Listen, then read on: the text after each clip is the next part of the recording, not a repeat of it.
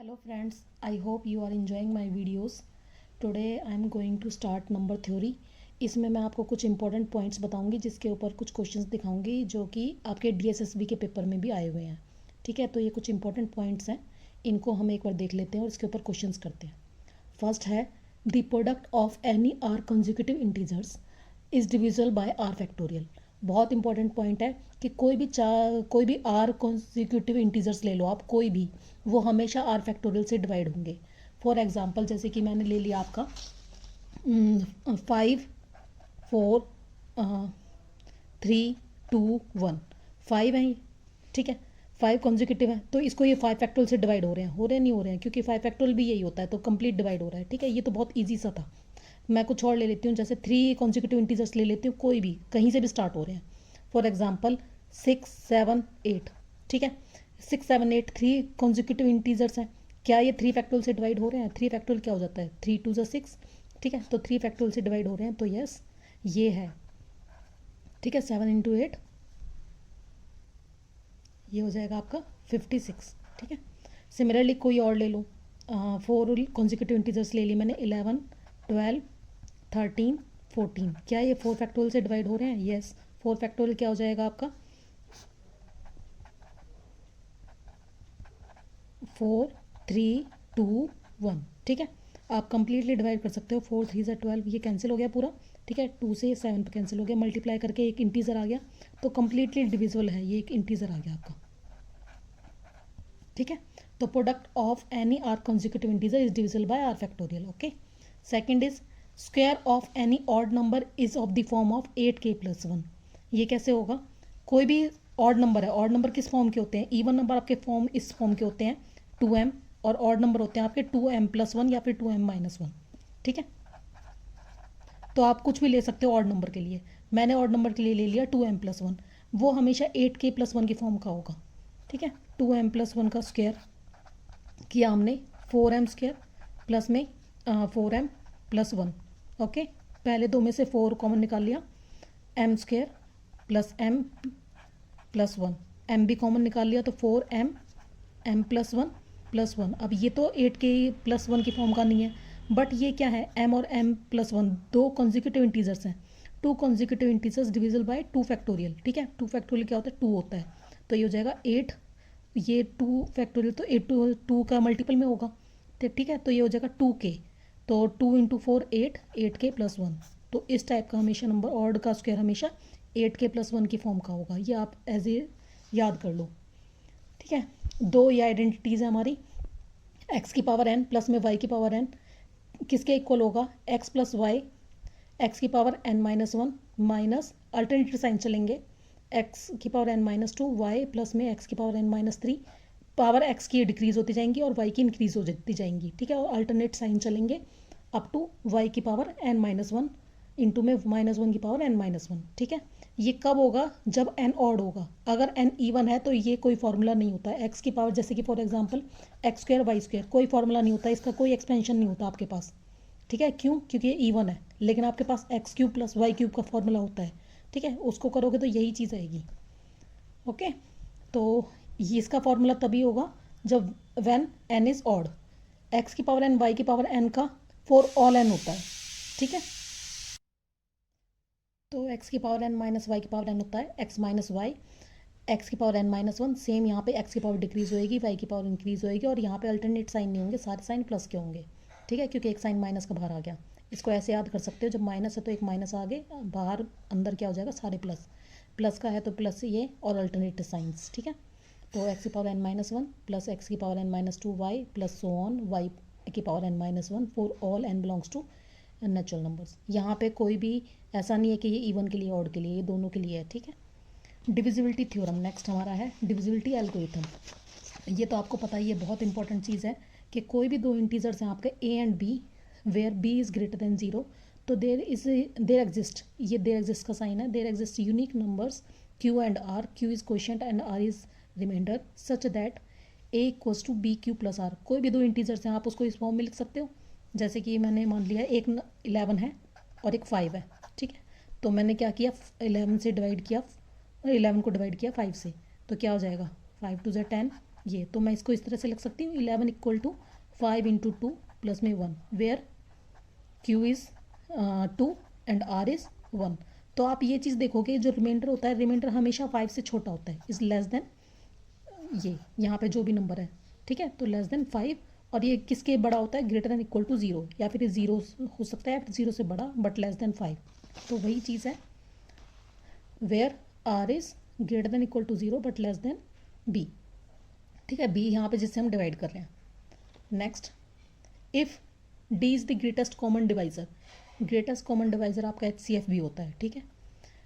अगर D हमारा greatest common divisor है A एंड B का, तो there exist integers m and n such that D equals to MA plus में NB, कि हम उसको लीनियर कॉम्बिनेशन के फॉर्म में लिख सकते हैं AB के।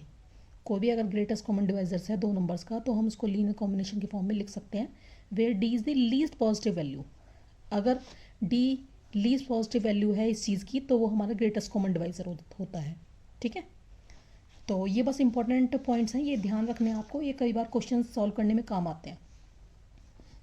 If next, if A equals to b q plus r, अगर मैं उसको इस फॉर्म में लिख रही हूँ, तो मुझे अगर ए बी का GCD निकालना है, ये सिंबल है GCD का, मैं ओपन अगर ब्रैकेट्स डाल रही हूँ तो that mean GCD, close bracket डाल रही हूँ that is for LCM, okay.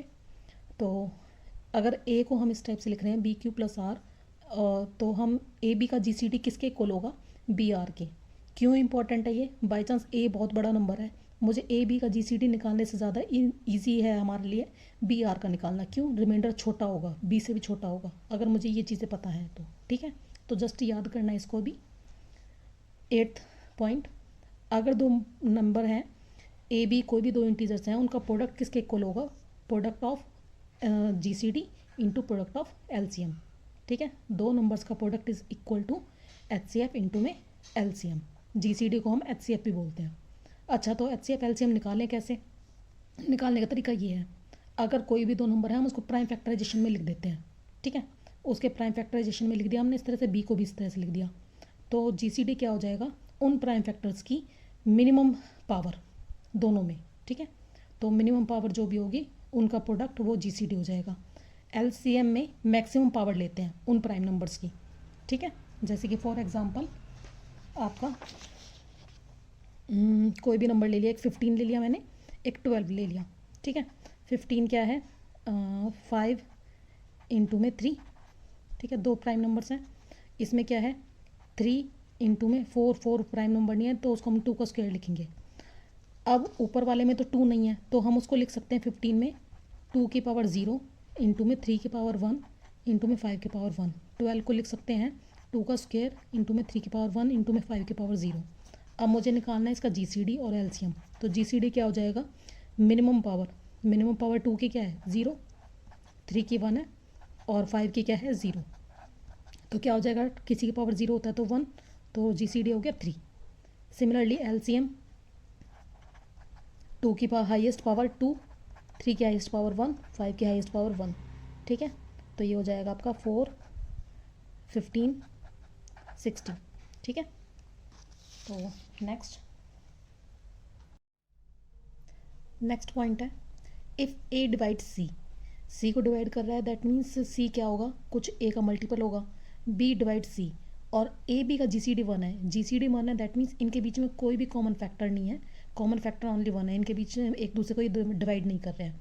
तो हमारा AB डिवाइड करेगा C को। अगर ये प्रूव करना है तो बहुत ईजीली हो जाएगा, लेकिन इसको सिंपली लैंग्वेज में समझो कि A डिवाइड कर रहा है C को, B डिवाइड कर रहा है C को, ठीक है। तो AB का GCD 1 है, AB आपस में एक दूसरे को डिवाइड नहीं कर रहे हैं, तो दोनों का मल्टीप्लाई भी इसको डिवाइड करेगा। अगर इसको प्रूव करना है तो ऐसे हो जाएगा वो चीज़, ए सी को डिवाइड कर रहा है तो सी को क्या लिख सकते हैं, ए का मल्टीपल, तो लेट इट बी AX।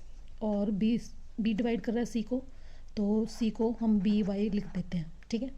तो हमारा क्या है, AB का GCD 1 है, तो हम GCD हमें पता है किस फॉर्म में लिख सकते हैं, linear combination of these two numbers, तो 1 इक्वल टू AM प्लस में BN, इस फॉर्म में लिख दिया हमने।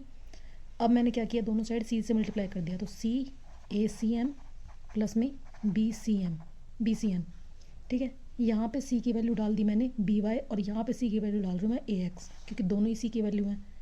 तो यहाँ पे डाल दिया मैंने BYM प्लस में यहाँ पे डाल दिया ए एक्स एन, दोनों में से ए बी कॉमन निकाल दिया, ए बी कॉमन निकाल के आ गया वाई एम प्लस में एक्स एन। तो क्या आ गया, C, C is a multiple of A B multiply this, ठीक है, ए बी का मल्टीपल है, तो ए बी क्या कर रहा है, डिवाइड कर रहा है सी को। तो हम इजीली इसको प्रूव भी कर सकते हैं, बट हमें सिर्फ ये याद रखना है क्योंकि प्रूव नहीं आते पेपर में क्वेश्चंस आते हैं, तो हमें क्वेश्चन सॉल्व करने पड़ेंगे। तो ये याद करना है बस कि ए डिवाइड कर रहा है सी को, बी डिवाइड कर रहा है सी को, तो अगर ए बी का GCD 1 है तो ए बी डिवाइड करेगा सी को। नेक्स्ट, इफ़ ए बी का GCD अगर डी है, तो अगर मैं उन दोनों नंबर को, डी क्या है, कॉमन फैक्टर है, कॉमन फैक्टर मतलब डी के अलावा कोई भी कॉमन फैक्टर नहीं है, D is the greatest common factor, इससे बड़ा कोई भी कॉमन फैक्टर नहीं है। तो मैंने इन दोनों नंबर को डिवाइड कर दिया, तो ए, अब ये जो ए बाई डी और बी बाई डी है, इनके बीच में कुछ भी कॉमन नहीं बचा, तो इनका GCD क्या हो जाएगा, 1। तो इस तरह से समझो, इसको प्रूफ नहीं करना, समझना है। Next, if A divide C and B divide C, अच्छा ये रिपीट हो गया, 10th और 12th रिपीट हो गए हैं, ठीक है। 13 देखो, if A divides B and A divide C, अगर ए डिवाइड बी को कर रहा है, ए डिवाइड सी कर रहा है, तो उनके कोई भी लीनियर कॉम्बिनेशन को भी डिवाइड करेगा, b x plus c y where x y belongs to integer, कोई भी, अगर ये माइनस का साइन हो जाए तो भी हो जाएगा डिवाइड, और अगर यहाँ पे एक्स वाई की कोई भी वैल्यू रख दो आप तो भी हो जाएगा, ठीक है। Next, if A divides b c और ए बी का GCD 1 है, मीनिंग क्या है, ए भाई बी सी कोई दो नंबर है, इनको डिवाइड कर रहा है, लेकिन ए बी का GCD 1 है, मतलब इन दोनों के बीच में कोई फैक्टर नहीं है, तो दैट मीन्स ए बी को डिवाइड नहीं कर रहा, तो बी को डिवाइड नहीं कर रहा तो किसको डिवाइड कर रहा होगा, सी को, ठीक है। तो then a divide c, simple है। Next, if a m n are non zero integers, non zero, zero नहीं है तीनों में से कोई भी, और ए एम एन का GCD 1 है, मतलब ए का एम एन के साथ GCD देख रही हूँ मैं तो 1 है, तो मतलब एम एन के साथ कोई भी कॉमन फैक्टर नहीं है, तो जब एम एन के प्रोडक्ट के साथ कोई भी कॉमन फैक्टर नहीं है तो ना ही एम के साथ होगा ना ही एन के साथ होगा। इफ़ एंड ओनली इफ का केस है, तो एक साइड तो हमने ये प्रूव कर दिया कि जब दोनों के प्रोडक्ट के साथ कोई भी कॉमन फैक्टर नहीं है तो एम के साथ भी नहीं है, एन के साथ भी नहीं है। अब इसको ये मान के चलते हैं, ये चीज़ है, ये प्रूव करते हैं, एम के साथ कोई भी कॉमन फैक्टर नहीं है ए का, एन के साथ भी कोई कॉमन फैक्टर नहीं है ए का, जब एम और एन के साथ नहीं है तो उनके प्रोडक्ट के साथ भी नहीं होगा, ठीक है। तो बहुत ईजी है, प्रूव नहीं करना, बस माइंड में समझना है कि क्या है। अब इसके ऊपर करते हैं इसके क्वेश्चंस।